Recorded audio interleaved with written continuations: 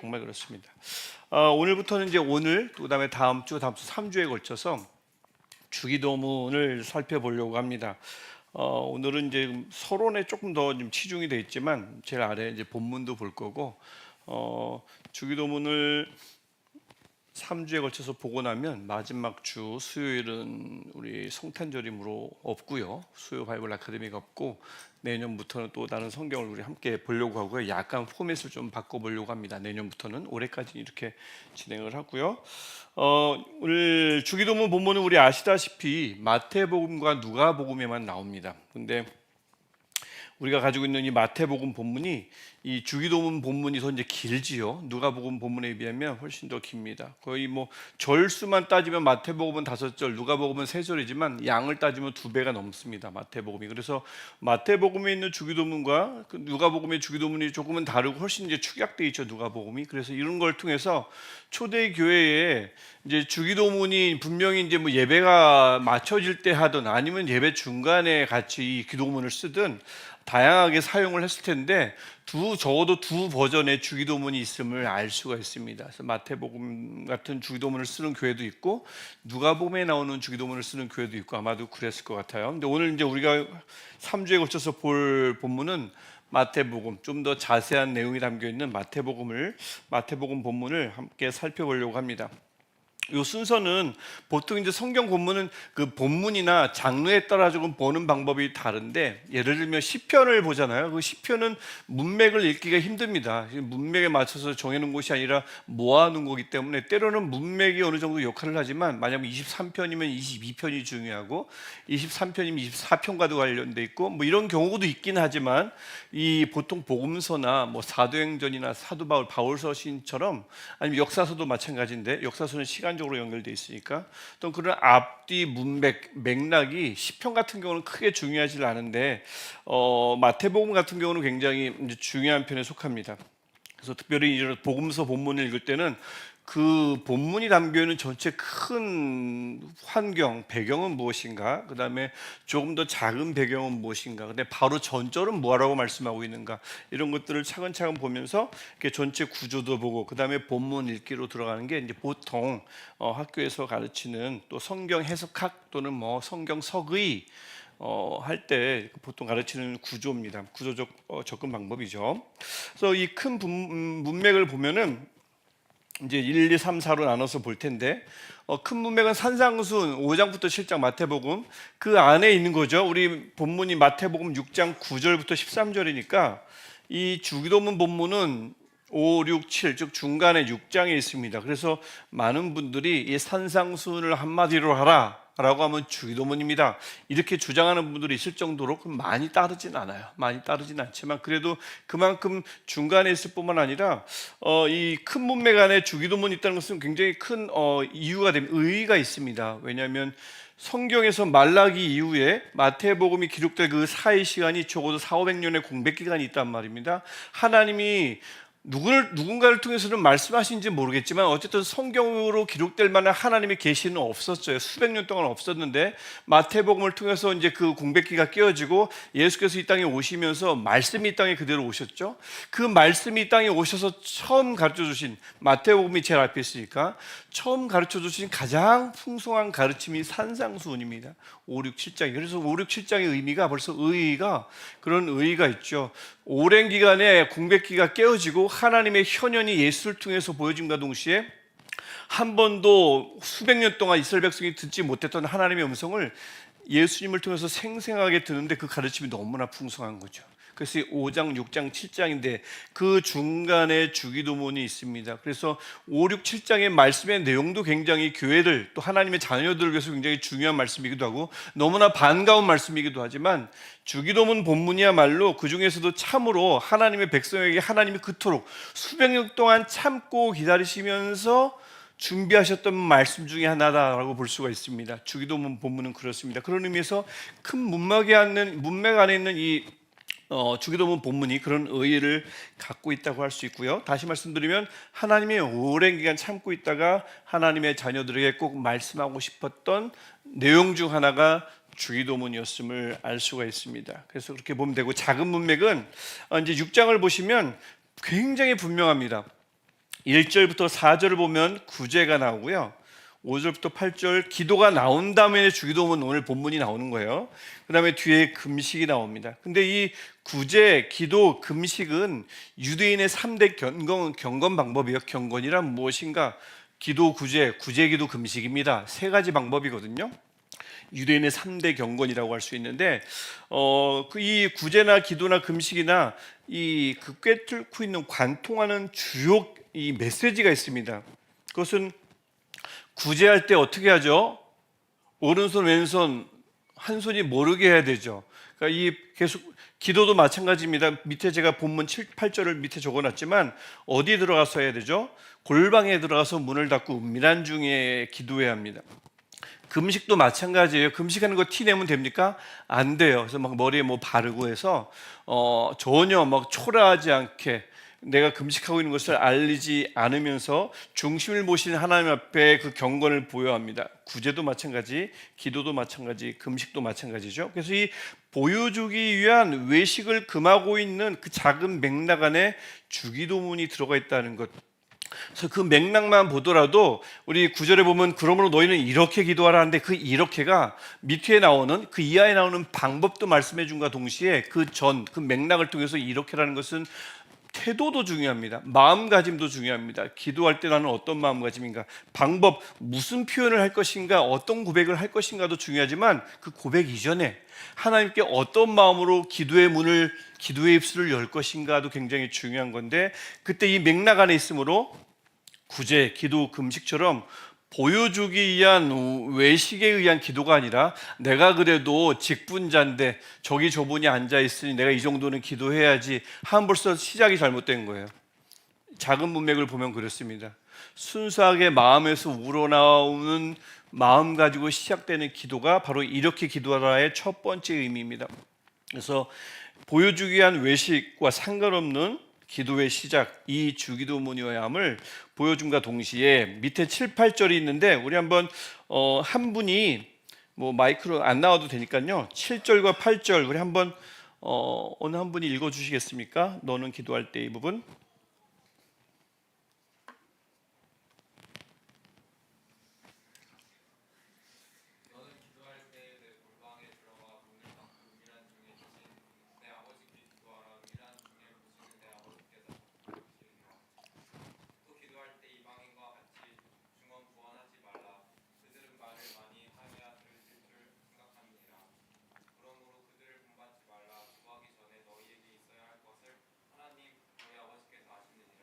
아멘.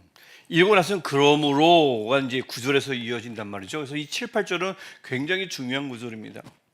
주기도문을 해야 하는 이유가 7, 8절에 담겨 있는 거죠. 그래서 일단 전체 맥락에 6장의 맥락, 앞 작은 문맥의 맥락처럼 일단 은밀한 중에 계신 아버지께 기도하는 부분, 그래서 은밀한 중에 보시는 아버지께서 갚으실 것을 믿고 기도하는 것. 그래서 이방인처럼 길게 중언부언하면서 기도할 필요가 없습니다. 이방인들은 말을 많이 해야 들으실 줄 생각하느니라, 이런 생각을 갖고 있지만 정말 중요한 것은 보여주기 위한 외식이나 양이 아니라 질인 거죠. 그래서 이방인을 본받지 말고 예수께서 말씀하시는 대로 기도하라는 거고요. 왜냐하면 뒷부분처럼 구하기 전에 이미 너희 아버지, 하나님 너희 아버지께서 다 아신다. 이것이 이제 주기도문과 연결되는 너무나 중요한 구절입니다. 다 아시는 하나님께 주기도문을 하는 거예요. 아무것도 모르시는 하나님께 하나하나 이렇게 알려드리는 것이 기도가 아닙니다. 다 아시는 아버지께 외식이 아닌 이방인처럼 중언부언하지 않는 내 내면에서부터 진심으로 우러나오는 기도, 이것이 굉장히 중요함을 맥락을 통해서 우리가 알 수 있죠. 제가 밑에 참조를 넣었는데 병행 본문인 누가복음 11장을 보면, 그러니까 이 마태복음에 나오지 않지만 유대인인 제자들에게 예수님이 왜 갑자기 기도를 가르쳐 주셨는가, 그 맥락이 마태복음에는 없어요. 하지만 누가복음 11장 1절을 보면 보시는 대로 제자들이 요청을 하죠. 요한도 자기 제자들에게 기도를 가르쳐 주시는데 예수님도 좀 우리에게 기도를 가르쳐 주십시오 라고 요청을 합니다. 그래서 그 요청에 따라서 예수께서 제자들에게, 유대인 제자들에게 기도를 가르쳐 주시는 거죠. 제가 왜 자꾸 유대인 그러냐면, 밑에 바로 유대인들의 카디시 기도문인데, 이것은 1세기 유대인이라면, 회당을 참석하는, 들락날락하는 유대인들이라면, 그다음에 그 유대인의 자녀들이라면 어릴 때부터 입에 달았던 기도문입니다. 카디시 기도문이라고 보시면, 제가 이제 조금 제 말로 조금 번역을 조금 바뀌어서 했지만 원문 그대로입니다. 그 위대한 이름이 하나님의 이름이죠. 그의 뜻에 따라 능력으로 창조된 세상에서 영광과 찬송을 받으실지어다. 하나님께 영광을 돌립니다. 하나님의 이름을 영광 돌려요. 그 다음에 너희 시대와 온 이스라엘 집의 시대에 하나님의 나라가 이가 아니고 속히인데 그거 하나 오타 났더라고요. 죄송합니다. 속히 이루어지이다. 아멘. 이것을 유대인들은 히브리어로 계속해서 날마다 이 카디시 기도문을 1세기 회당 예배를 드리던 어디서든 가정에서든 이 기도문을 달달달 외웠습니다. 근데 이것을, 그러니까 이 유대인 제자들, 예수님의 제자들은 이걸 잘 알고 있어요. 이 기도문을 늘 하고 다녔단 말이죠. 그런데 왜 갑자기 예수님께 그 잘 아는 기도문이 있고 그대로 하면 되는데 왜 기도를 가르쳐 달라고 했을까요? 요한이 제자들에게 가르쳐 주는 것을 보고 셈이 나서요? 우리도 좀 이런 마음으로 가르쳐 달라고 그러셨을까요? 그 이유는 이제 본문에는 나오진 않습니다. 하지만 예수님도 유대인이었고 어릴 적부터 이 카디시 기도문을 예수님도 하셨을 거예요. 하지만 예수님은 분명히 제자들에게 가르칠 기도가 있다고 생각하셨고 그렇게 판단하셨고, 그래서 제자들의 요청에 마침 이 제자들에게 기도를 가르쳐 주시는데, 우리가 지금 알고 있는 전체 주기도문 내용이 있죠. 그것과 이것을 잠깐 비교해 보면 좀 무엇이 좀 다른 점이 좀 나타납니다. 뭐 그 위대한 이름이 영광을 받으실지어다, 아니면 하나님의 나라가 이 땅에 임하실 것을 구한다거나, 이런 부분은 뭐 우리 주기도문과 굉장히 비슷한데 무엇이 빠져 있죠? 이 기도문에 하루에 적어도 3번씩 기도하는 이 기도문에 무엇이 빠져 있을까요? 일단 아버지를 부를 때 아버지가 나옵니까? 아버지는 안 나와요. 그분입니다. 거룩하신 하나님, 아도나이, 야훼, 함부로 입에 담을 수도 없는 그 하나님께 기도를 하고요. 그 다음에 여기 우리 일상 속에 개입하시는 하나님의 그 개입이 이 기도문에 나오나요? 일용할 양식이나 우리가 누군가를 용서하거나 이런 부분요, 우리 삶에서 우리가 서로를 향해서 함께 살아가면서 있어야 할 그런 일들을 하나님께 맡기는 기도문이 있습니까? 없어요. 높으신 하나님께 영광을 돌리고 그 하나님의 나라가 속히 이루어지기를, 이 정도의 기도문에서 그치지, 여기서 그 하나님은 우리의 아버지와 같고 그 하나님은 우리의 삶 면면이를 다 살펴보시는 분, 이러한 기도문이 없음을 알 수가 있습니다. 그래서 이 주기도문은 크게 보면 어떤 면에서 접어도 이제 전반부를 보면 이 카디시 기도문과 주기도문의 전반부가 굉장히 닮아 있긴 하지만, 전체적으로 보면 정말 예수께서 아니면 수백 년 동안 하나님께서 기다리셨다가 말씀하시기 원했던 주기도문과는 좀 이렇게 많은 차이가 있음을 알 수가 있습니다. 그래서 이 상황, 이 배경을 두고 예수께서 9절을 보시면, 그러므로 너희는 이렇게 기도하라. 제가 일부러 옆에 헬라어를 넣어놨는데 일부러 음역을 안 단 게 뭐 전혀 모르셔도 돼요. 제가 이걸 넣는 이유는 일단 색깔을 적어놨죠, 제가. 그래서 색깔별로 읽으시지 않아도 색깔별로 있다고 보시면 되고, 이 그러므로가 사실은 오른쪽 헬라어의 두 번째 파란색 있죠, 그렇죠? 근데 사실은 두 번째 있는 이유가 두 번째여서 두 번째 있는 게 아니고, 이 운이라고 있는데 이 친구는 문장에 나오면 첫 번째 올 수가 없는 단어이기 때문에 두 번째 온 거지, 원래 두 번째지만 첫 번째예요. 그러니까 그러므로, 그래서 앞에 7, 8절과 반드시 연결된 주기도문이어야 한다 라는 것을 이 파란 글씨가 보여주고 있고요. 그 다음에 무엇보다 제가 이제 이렇게가 제일 앞에 있죠. 문장에서는 이제 이거 후토스라고 읽는데 그건 잘 모르셔도 돼요. 제일 앞에 있다는 것만 보시면 돼요. 그래서 이렇게의 첫 번째 의미는 아까 제가 말씀드렸듯이 방법이 아니라 태도입니다. 자세입니다. 어떤 자세요?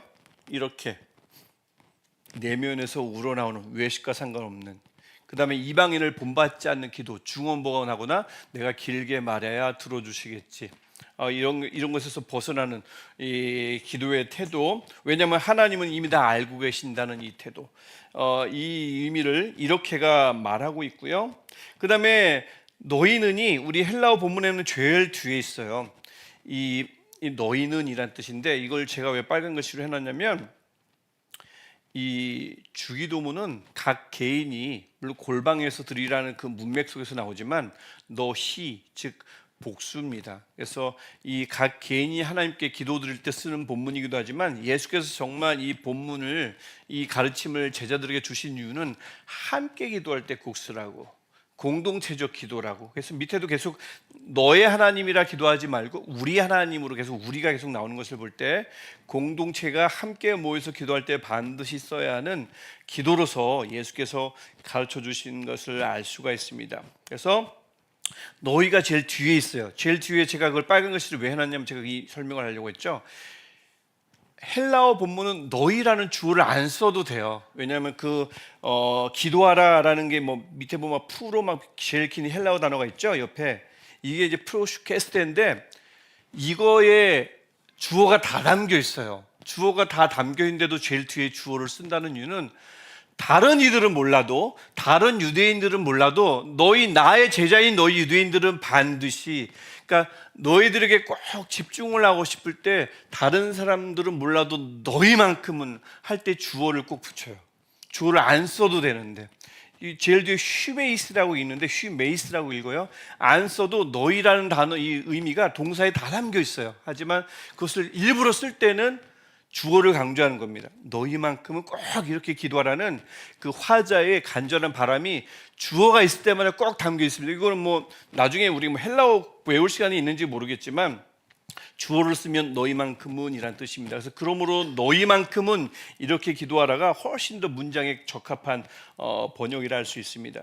자, 그래서 이 예수께서 지금 너희는 이렇게 기도하라고 하는데 우리가 이 구절을 보기 전에 이 기도, 우리가 주기도문 매일 하니까 특별히 새벽 예배 끝나고 하죠.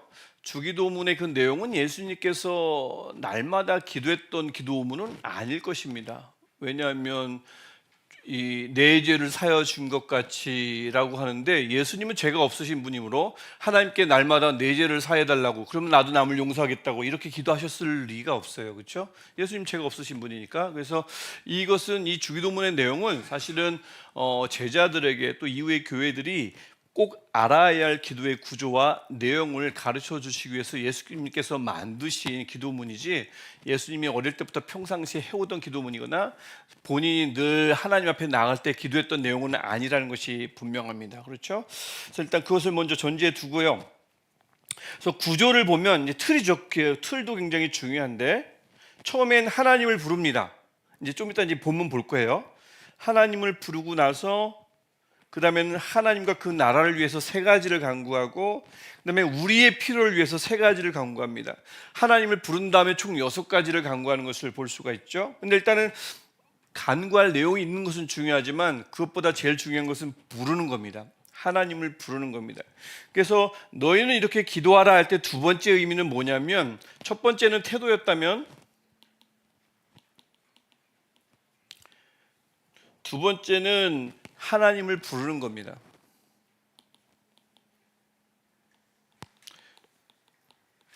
이게 이렇게 두 번째 의미입니다. 기도의 방법이죠. 첫 번째는 기도의 태도라면 두 번째는 기도의 방법. 지금 너희는 이렇게 기도하라는 명령형이에요. 사실 이 명령에 걸맞지 않게 기도가 버전이 굉장히 각 기도하는 분들의 기도를 보면 다양할 수 있는데 명령을 했을 때는 꼭 지켜야 하기 때문에 명령을 하시거든요, 예수님께서. 그래서 이 틀을 구조 또 앞으로 이제 이어질 내용은 우리가 꼭 숙지하는 것이 굉장히 중요하다고 생각합니다.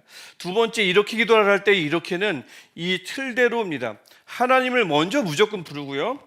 그 다음에 하나님의 그 뜻이 이루어지기를 위해서 기도하고요.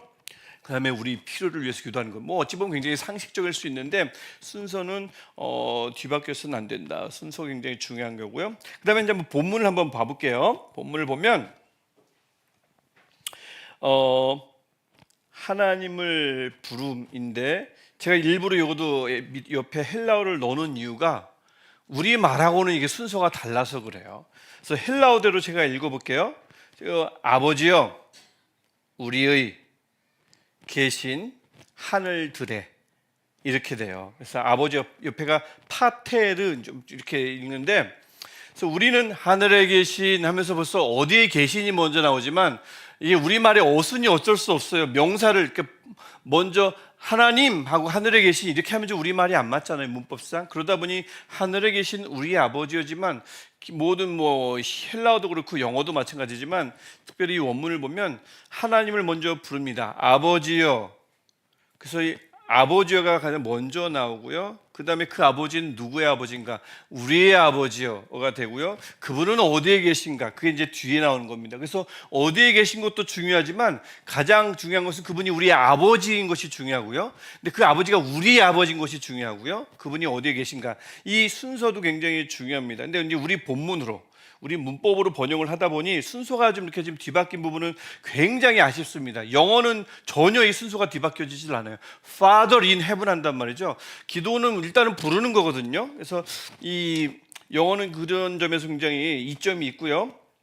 네, 그래서 이 헬라어 순서들을 한번 이렇게 보시면 제가 하늘에 계시를 먼저 적어놨지만 우리 아버지를 먼저 밑에 거를 먼저 볼게요. 그래서 아버지여라고 부르는데 제가 아버지여 옆에 하나님 아버지와 아들 예수의 신적 부자관계 그리스도인을 초청하심 이게 신학교에서 가르칠 때 보통 이렇게 표현하는데 뭐냐면 다시 위에 유대인들의 카디시 기도문 보시면 아까 보셨던 여기는 기도자와 기도를 받는 하나님 간의 그런 어떤 부자관계의 모습이 전혀 드러나질 않아요. 이들 머릿속에 하나님은 아버지라는 개념이 없어서일까요? 아니요, 있습니다. 출애굽기도 마찬가지고 하나님의 자손들이 이렇게 하기 때문에 하나님을 또 부자관계로 생각할 수 있었지만 감히 하나님 앞에 나아갈 때 아버지라 부르는 것이 익숙하지 않았습니다. 그래서 그런 면에서 예수께서 가르쳐 주신 기도의 가장 첫 번째 문구 아버지요 라는 부분은 굉장히 중요하죠. 예수님께서 뚫어놓은 부자관계예요. 우리는 도무지 하나님을 아버지라고 부를 수 없지만 약간 좀 원색적인 표현을 썼는데 예수께서 만들어 놓은 부자관계에 우리를 초청하셨으므로 우리가 그 하나님을 아버지라 부를 수 있는 것입니다. 그런데 그냥 아버지가 아니라 누구의 아버지죠? 우리의 아버지예요. 근데 우리말에는 우리의 하면 1번 우리 거, 그렇죠? 소유격은 그런 거잖아요. 우리의 하면 우리의 교회면 우리 교회잖아요. 근데 2번은 사실 헬라어 우리말에는 우리 거가 다 전부이지만 헬라어로 가면 우리의 누구누구 할 때 그건 누구의 거가 됩니다. 우리의 아버지니까 아버지 거가 돼요. 우리말엔 좀 없죠. 그래서 이 헬라어의 우리의 이 소유격은 두 가지 의미가 있는데 한번 생각해 보십시오. 하나님이 우리 건가요? 아니면 우리가 하나님 건가요? 후자죠. 우리 하나님 하면 하나님이 우리의 것이란 말인가요? 그 개념이 전혀 없진 않아요. 하지만 제가 우선순위를 말하는 겁니다. 헬라어에서 우리의 하면 2번, 즉 아버지 것이 나오죠. 이게 1번이고요. 그 다음에 2번이 따라오는 겁니다. 그래서 우리가 먼저 하나님께 속하게 되면 하나님의 우리의 아버지가 되는 거죠.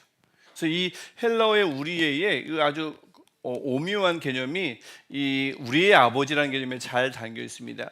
우리의 아버지란 말은 하나님 아버지가 우리 것이 아니라 우리가 하나님의 것인데 우리가 하나님의 것이 되다 보니 그 하나님은 우리만의 아버지가 되는 거죠. 굉장히 배타적인 아버지가 되는 겁니다. 하나님은 우리의 아버지가 되는 거예요. 근데 아직 그 전제는 하나님이 우리를 자녀 삼아 주셨기 때문에 그분이 우리만의 아버지가 되는 거죠.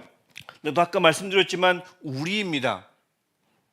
나의 아버지가 아니라 우리의 아버지예요. 그래서 이 우리의 아버지여 부르는 순간 우리가 공동체적 기도를 하고 그랬죠. 그래서 우리가 주기도문을 할 때 우리의 아버지여 부르는 순간 그 고백은 동시에 어떤 고백이냐면 우리는 다 가족입니다. 내 옆에 있는 자는 나의 형제입니다. 내 뒤에 있는 자는 나의 자매입니다. 우리는 한 가족입니다 라는 뜻도 됩니다. 그래서 우리 아버지 부를 때 우리는 한 가족, 앞뒤 옆분들은 다 우리 형제 자매라는 뜻이 동시에 들어가 있는 굉장히 심오한 고백입니다. 그래서 여기에는 그런 개념들이 잘 담겨 있음을 볼 수가 있어요. 그래서 우리는 배타적 개념도 있지만 하나님과 친밀한 개념도 있지만 공동체적 개념이 있어서 우리는 다 한 가족입니다. 우리의 아버지 한 분이신 아버지요 이렇게 부르는 거죠. 근데 재미있는 것은 그렇게 우리 아버지라고 막 친밀하고요. 우리만의 아버지고요. 또 우리가 한 가족인데요. 그분이 어디에 계시냐면 우리 안에 안 계셔요. 어디에 계셔요? 하늘에 계십니다. 우리가 그 외우면서 하다 보니까 그냥 뭐 하늘에 계신 우리 아버지 하지만, 그렇지, 하나님은 하늘에 계시지, 이게 당연한 것이 아니고요. 하나님을, 왜냐하면 복음서도 마찬가지고 이 바울 서신도 마찬가지지만, 하나님을 부를 때, 예수님을 부를 때 그가 내 안에 내가 그 안에, 항상 우리 안에 이렇게 강조하는데, 주기도문에서는 우리 아버지라고 했지만 왜 우리 안에 아니고 하늘들에, 하늘 여기 복수예요. 하늘들 안에 있는 하늘들에 계신이라고 이야기할까요? 그 우리 안에 계신 우리 아버지 하면 되는데, 가족이니까 우리 안에 있으면 되잖아요. 왜 어디 다른 하늘에 있고 우리는 이 땅에 있어가지고 그분을 우리 아버지라고 하면서도 그분을 올려봐야 될까요? 왜 그럴까요? 그러니까 먼저 우리가 부를 때는 친밀하게 부르는 게 중요합니다. 하나님을 감히 예수께서 열어놓으신 길을 우리가 누리면 됩니다. 아버지라, 친밀한 나의 아버지, 우리의 아버지라고 부를 수 있지만, 사실 그 하나님은 우리가 그렇게 함부로 부를 수 없는 아버지, 그분은 우리는 도무지 범접할 수 있는 높은 것들에 계신 아버지. 이 두 가지가 어느 것 하나도 사라질 수 없기 때문에, 아무리 우리만의 아빠이지만 그분은 우리가 감히 걸 수 없는, 감히 접할 수 없는 절대적 타자, 보통 이렇게 좀 표현하는데, 절대적인 신, 우리는 우리 힘으로는 도저히 다가갈 수 없어요. 그 하나님의 은혜가 아니면 접근할 수 없는 높으신 분, 우리가 그래서 아버지 하면서도 그분은 너무나 높으신 분, 이 두 가지가, 우리 하늘에 계신 우리 아버지라고 할 때 두 가지가 늘 살아있어야 함을 본문이 보여주고 있습니다. 그래서 보통 이걸 어떻게 표현하냐면, 하늘에 계신과 우리 아버지와는 굉장히 타이트한 긴장 관계에 있다. 하나님은 우리 안에 있지 뭐, 아니요, 맞지만 틀립니다. 하나님은 우리의 아버지지만 그분은 저 높은 곳에 계십니다. 그래서 우리는 그냥 부른다고 갈 수 있는 것이 아니라, 하나님의 은혜로 갈 수 있는 굉장히 높으신 분임을 이 본문, 이 부름 자체가 간단하게 우리에게 보여주고 있습니다. 그래서 다시 한번 정리하면, 이렇게라는 방법이, 이제 세 번째 방법이 이런 거죠. 아버지를 먼저 부르는 거고요. 근데 그 아버지는 우리의 아버지입니다. 우리의 아버지를 부를 때 막 소유에 너무 그쪽에 몰입하면 안 되고, 하나님은 우리만의 아버지긴 하지만 그 고백을 하는 순간 우리 전체가 하나님의 한 가족임을 동시에 우리가 알고 있어야 되고요. 그래서 앞뒤 옆분들은 분명히 우리 형제 자매라는 것이 아버지, 우리의 아버지라고 할 때 동시에 떠오를 필요가 있고요. 하지만 그분은 하늘에 계셔서 우리가 은혜가 아니면 다가설 수 없는 높은 분이라는 사실도 동시에 우리가 인식할 필요가 있는 거죠. 그래서 이것들이 인식될 때 9절부터 10절의 내용들이, 그래서 이것이 하늘에 있는 것이 땅에 이루어지기를 간절히 기도할 수밖에 없는 게 우리 아버지지만 그분은 너무나 높기 때문에. 그러면서도 11절과 13절, 우리 필요를 채우세요. 이게 왜 감사할 수밖에 없냐면, 하늘에 계신데 그분이 우리 필요를 채우세요. 그러니까 이 우리 아버지, 하늘에 계신 우리 아버지가 충분히 마음속에서 고백될 때 9절과 10절에 세 가지 간구가 더 깊어지고요, 11절부터 13절에 나오는 우리 필요를 채우시는 하나님의 그 은혜에 더 깊이 감사할 수 있는 전제 조건이 되는 것이 첫 번째, 그 하나님을 부르는 그 문구에 있음을 알 수가 있습니다. 하늘에 계신 우리 아버지요. 그래서 우리가 그런 부분은 이렇게 기도하라고 할 때 그 세 번째 방법이 바로 그런 겁니다. 그래서 다시 한번 정리하면, 이렇게는 마음가짐이 중요하고요, 하나님은 다 아십니다. 외식할 필요 없어요. 중언부언할 필요 없습니다. 이방인들을 본받지 말고 이렇게 기도하면 되는데, 주기도문처럼 아주 간략하게 그 틀을 따라 기도하면 되는데, 첫 번째, 두 번째 이렇게는 하나님을 부르는 거고요, 세 번째는 두 번째 이렇게는 하나님을 부르고 하나님의 뜻이 이루어지길 구하고 내 필요를 구하는 것이 두 번째 이렇게고, 세 번째 이렇게, 즉 방법은 이렇게 아버지를 먼저 부르되 우리의 아버지라 부르고, 하지만 그분은 하늘에 계신 분, 절대자이신 분, 이것들이 이렇게 익숙해야 한다. 동시에 들어올 때 이 이후에 이어질 9절부터 10절, 11절부터 13절에 나오는 6가지의 간구가 다시 이 본문이 다시 우리에게 이렇게 좀 각인이 될 수 있다라고 생각합니다.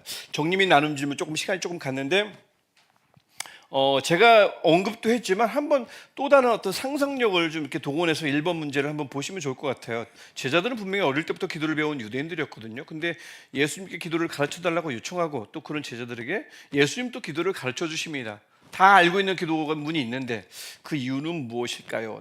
다시 한번 모여서 한번 얘기해 주시길 바라고. 그다음에 2번, 이렇게 기도하라고 예수께서 명령하심으로 여러분의 기도는 보통 어떤 순서로 이루어집니까? 3번의 구조처럼요, 주기도문의 틀과 내용을 여러분 자신이 드리는 모든 기도의 모델로 삼아 보십시오. 우리가 전체 본문을 보진 않았지만 일단 구조, 이렇게 세 가지 이렇게 있었죠.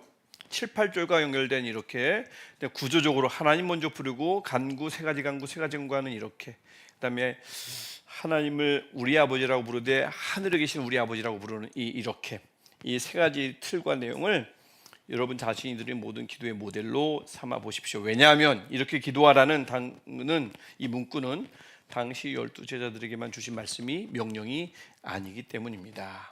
그래서 이렇게 오늘은 좀 본문보다는 앞에 있는 부분을 더 많이 얘기했는데 다음 두 주는 이제 본문을 좀 더 집중적으로 볼 거고요.